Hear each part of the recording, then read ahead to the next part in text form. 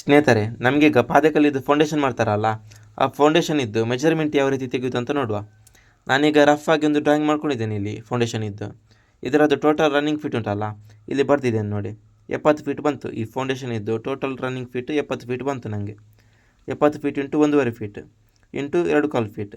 ಇದೇನೆಂದರೆ 1.5 feet ಆಗಲ್ಲ, 2.25 feet depth ಗ್ರೌಂಡಿಂದ ಮೇಲ್ಗಡೆಯದ್ದು. ಅದನ್ನು ಮೂರನ್ನು ಸಹ ಇಂಟು ಮಾಡಿ ಎಷ್ಟು CFT ಬಂತಂತ ಬರ್ತಾರೆ ಆಯ್ತು ಇಲ್ಲಿ. ನೆಕ್ಸ್ಟ್ ಗ್ರೌಂಡಿಂದ ಕೆಳಗಡೆದು ಬರಬೇಕು ಅದೇ ರೀತಿ, ಗೊತ್ತಾಯ್ತಾ? ಅದೇ ರೀತಿ ಸೇಮ್ ಇಂಟು ಮಾಡಿ ಎಷ್ಟು CFT ಅಂತ ಬರೀರಿ. ನೆಕ್ಸ್ಟ್ ಎರಡನ್ನು ಸಹ ಟೋಟಲ್ ಮಾಡಿ ಎಷ್ಟು ಬಂತಂತ ಬರೀರಿ ಟೋಟಲ್ CFT.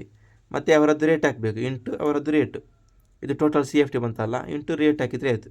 30-32 ರೂಪಾಯಿ ಎಷ್ಟು ಅವರದ್ದು ರೇಟ್ ಇರುತ್ತೆ ಅದನ್ನು ಹಾಕಿ ಟೋಟಲ್ ಅಮೌಂಟ್ ಬರೆದ್ರೆ ಆಯಿತು. ಅಷ್ಟೇ ಸ್ನೇಹಿತರೆ, ಮತ್ತು ಇದು ಫುಲ್ ಎಕ್ಸ್ಪ್ಲೇನ್ ಮಾಡಿ ಉಂಟಲ್ಲ, ನಾನು ಯೂಟ್ಯೂಬ್ ಚಾನಲಲ್ಲಿ ಒಂದು ವೀಡಿಯೋ ಹಾಕಿದ್ದೇನೆ ಇದರದ್ದು. ನಿಮಗೆ ಇದರಲ್ಲಿ ಅರ್ಥ ಆಗಲಿಲ್ಲ ಆದರೆ ಯೂಟ್ಯೂಬ್ ಚಾನಲ್ಗೆ ಹೋಗಿ ನೋಡ್ಬೋದು ಆಯಿತಾ. ಅದರಲ್ಲಿ ನಾನು ಫುಲ್ ರನ್ನಿಂಗ್ ಫೀಟ್ ಯಾವ ರೀತಿ ತೆಗೆಯೋದು, ಮತ್ತು ಇದರಲ್ಲಿ DPC ಅದು ಮೆಜರ್ಮೆಂಟ್ ಯಾವ ರೀತಿ ತೆಗೆಯೋದು ಅದೆಲ್ಲ ಹಾಕಿದ್ದೇನೆ ಆಯಿತಾ. ನಿಮಗೆ ಇದರಲ್ಲಿ ಅರ್ಥ ಆಗಲಿಲ್ಲ ಆದರೆ ಯೂಟ್ಯೂಬ್ ಚಾನಲ್ ಲಿಂಕ್ ನನ್ನ ಬಯೋದಲ್ಲಿ ಉಂಟು ಆಯಿತಾ, ಒಮ್ಮೆ ಚೆಕ್ ಮಾಡಿ.